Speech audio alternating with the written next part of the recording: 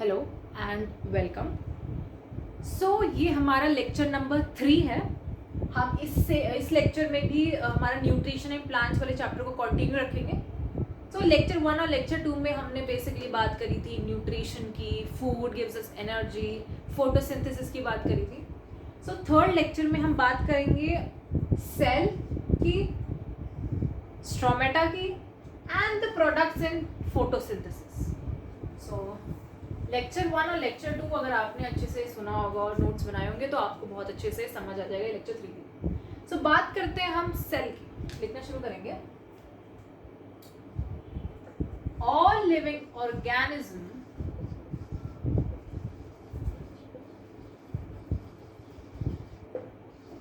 are made up of small building units called cell. Cell are the structure and functional unit of the body, right? हमने बात करी cell की। Cell क्या है? Cell एक basic structural unit है, structure unit है किसकी? बॉडी की, लिविंग ऑर्गेनिज्म की बॉडी की। All the living organisms are made up of small units, और उन यूनिट्स को हम क्या बोल रहे हैं? सेल। धीरे धीरे समझ आ जाएगा। हमारी जो बॉडी है वो किससे बनी है? एक यूनिट की अगर हम बात करें वो सेल से बनी है। बहुत सारे सेल मिला के एक स्ट्रक्चर मिला है हम ह्यूमन बींग्स को।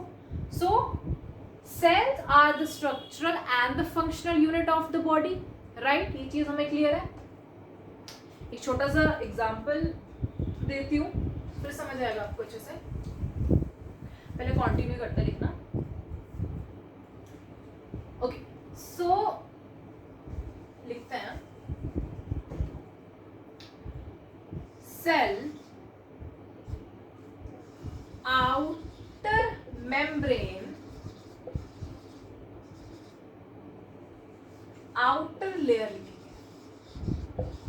of the cell is called cell membrane, is called cell membrane। हमने बात करी सेल की। सेल क्या है? सेल एक स्ट्रक्चरल एंड फंक्शनल यूनिट है किसका? बॉडी का, राइट? एक हम डायग्राम की बात करेंगे, हम आगे बात करेंगे। एक सेल अभी रफली समझते हैं। ये सेल है, मान लो ये सेल का स्ट्रक्चर है। इस सेल की जो बाहर वाली जो लेयर है, ये वाली लेयर, इस लेयर को हम क्या बोल रहे हैं? सेल मेम्ब्रेन बोल रहे हैं। the outer layer of the cell is known as cell membrane, right? फिर हम लिखेंगे central spherical structure is called nucleus, is called nucleus। हम अब सेल के स्ट्रक्चर की बात करते हैं, थोड़ी थोड़ी बात करते हैं कि सेल क्या था हमारा। Cell was a structural and functional unit of the body. ये हमें सिर्फ दो वर्ड की डेफिनेशन है कि सेल क्या है। कोई पूछे सीधा बोलना कि स्ट्रक्चरल एंड फंक्शनल यूनिट है किसकी? बॉडी की, right? Outer membrane of the cell called cell membrane, और इस सेल के अंदर बीच में एक स्पेरिकल शेप की कोई स्ट्रक्चर होता है। हम उसको क्या बोल रहे हैं? हम उसको बोल रहे हैं न्यूक्लियस। क्या बोल रहे हैं? न्यूक्लियस। ओके, अभी हमने सिर्फ इतनी बात करी है। एक छोटी सी लाइन और लिखते हैं।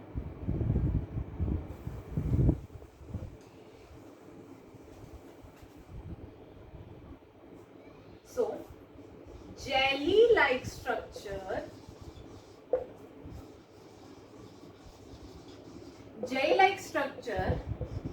present between the nucleus and the cell membrane is called cytoplasm. It's called cytoplasm, right?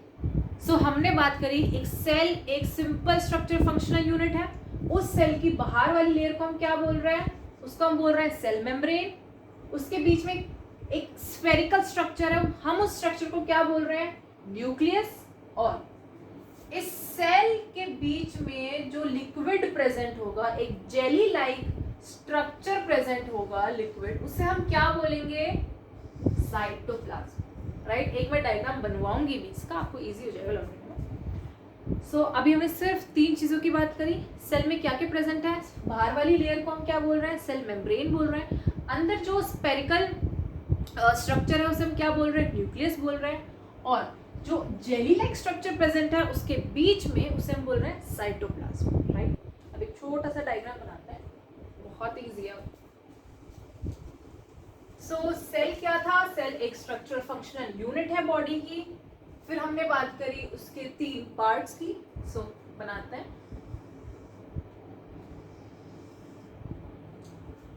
Cell, cell के बीच में हमने बात करी थी एक स्पेरिकल स्ट्रक्चर करी, राइट? ये जेली लाइक स्ट्रक्चर प्रेजेंट है बीच में इसके. इसको अब हम लेबल करते हैं. बाहर वाली लेयर को हम क्या बोल रहे हैं? Cell membrane.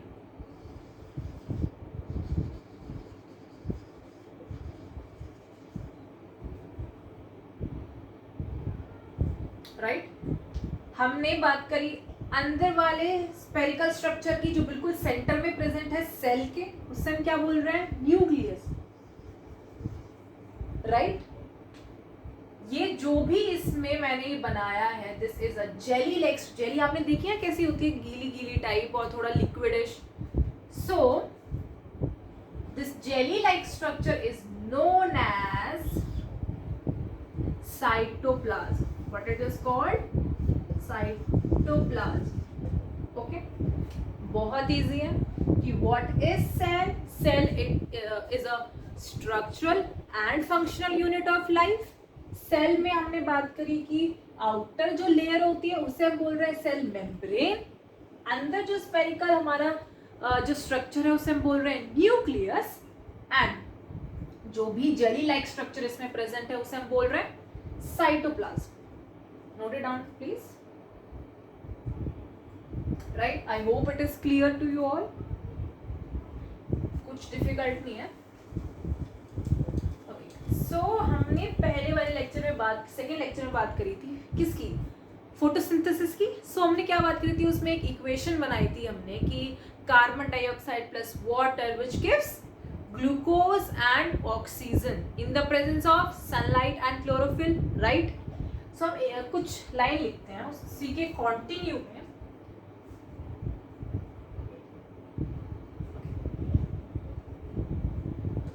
The inorganic substance that is carbon dioxide, right, is taken by the tiny pores, which are present on the surface किसकी? लीफ की सरफेस पे, on the surface of leaf, right? It's called stomata. Okay. So हमने बात करी cell की. अब हम आ गए हैं स्टोमेटा पे. So the inorganic substance that is carbon dioxide is taken by the tiny pores which are present on the surface of leaf. उन स्ट्रक्चर को हम क्या बोल रहे हैं? टाइनी पोर्स को हम क्या बोल रहे हैं? Stromata, right. सिंपल वर्ड्स में कि लीफ है, लीफ के सरफेस पे कुछ टाइनी पोर्स प्रेजेंट होंगे. उन पोर्स को हम क्या बोल रहे हैं? स्ट्रोमेटा बोल रहे हैं. स्ट्रोमेटा का हम डायग्राम भी देखेंगे पर आगे देखेंगे. ये पोर्स क्या कर रहे हैं? कार्बन डाइऑक्साइड को एब्जॉर्ब कर रहे हैं. कहाँ से कर रहे हैं? कार्बन डाइऑक्साइड कहाँ पे होती है? एयर में, right. So what is stromata? You will write the inorganic substance, that is carbon dioxide, is taken by the tiny pores which are present on the surface of leaf. ये हमें भूलना नहीं है. is called stromata, right. उसके बाद हम बात करते हैं स्ट्रोमेटा का डायग्राम की बात करते हैं.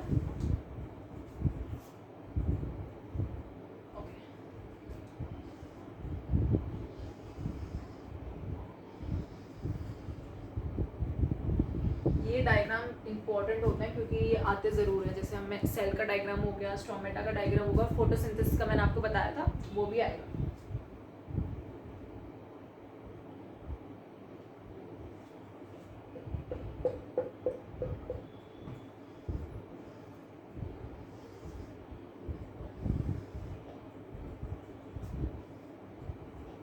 ये सब आपका एनसीईआरटी को मैं फॉलो करके चल रही हूँ कि कैसा पैटर्न है एनसीईआरटी में. ये नोट्स अगर आप याद कर लोगे, आपको पूरी एनसीईआरटी आपको लोग चाहिए, right.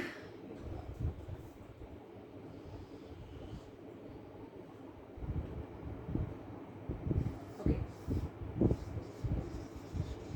Guard cells opening, and this is stromata.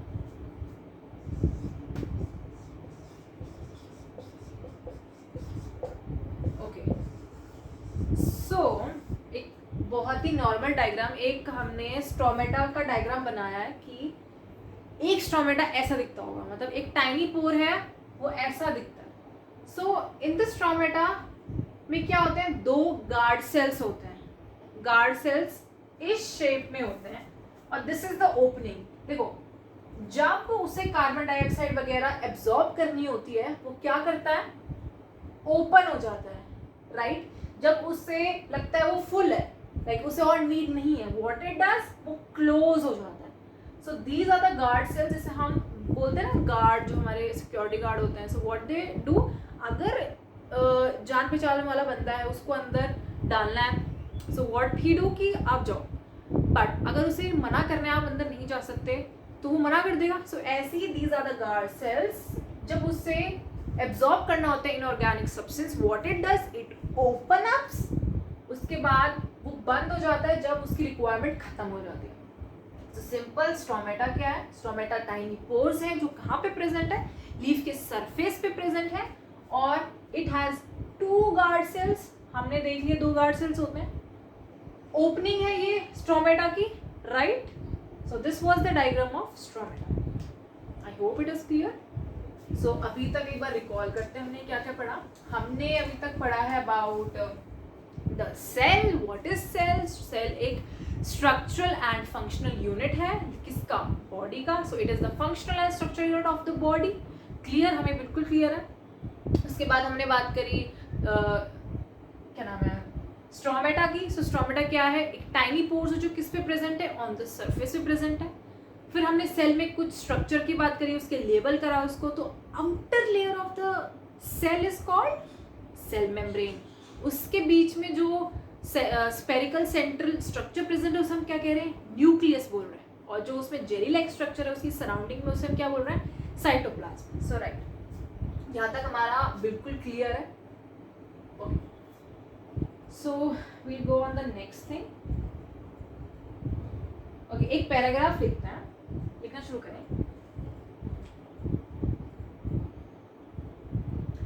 हम सबको पता है कि green plants has chlorophyll. which absorbs sunlight, which absorb sunlight. The light energy is used to make the food, right? और ये कौन सी फॉर्म में बनता है प्लांट्स में खाना? स्टार्च की फॉर्म में। ओके, सो एक नॉर्मल पैराग्राफ इंपॉर्टेंट है कि ग्रीन प्लांट्स में क्या होता है, क्लोरोफिल, ये हम सबको पता है। सो क्लोरोफिल क्या करता है? सनलाइट को एब्जॉर्ब करेगा, राइट? ये लाइट एनर्जी किस में यूज हो रही है? खाना बनाने में यूज हो रही है। So in what form the food is stored in plants, ये आ सकता है।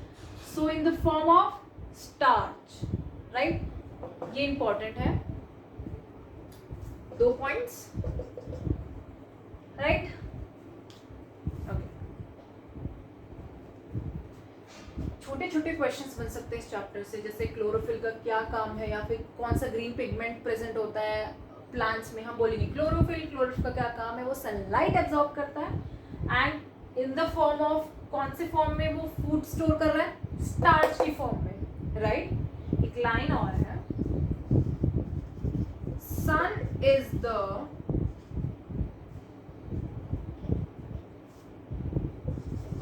ultimate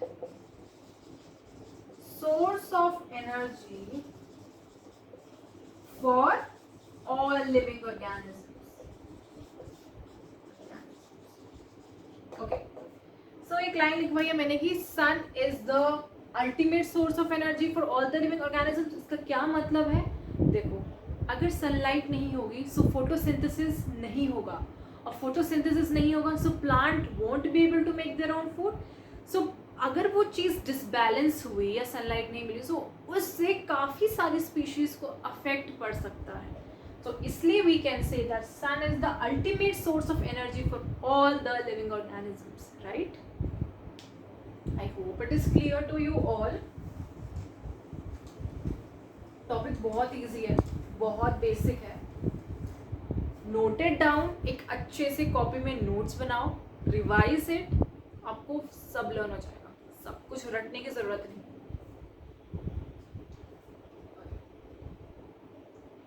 सो अब हम लिखते हैं इन व्हाट फॉर्म, जैसे हमने बात करी थी स्टार्च की, कि स्टार्च की फॉर्म में वो स्टोर हो रहा है। So product of,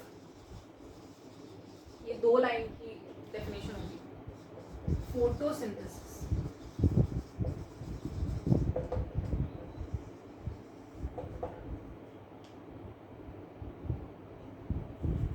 The food produced by the process of photosynthesis is carbohydrate.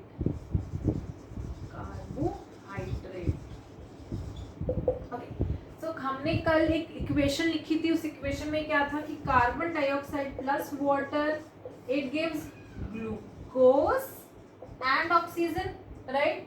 सो ये जो ग्लूकोज है ये किसकी फॉर्म में प्रोड्यूस हो रही है? ये प्रोड्यूस हो रही है कार्बोहाइड्रेट की फॉर्म में, right? So what is the product of photosynthesis, पूछ सकते हैं। So you will write carbohydrate, okay?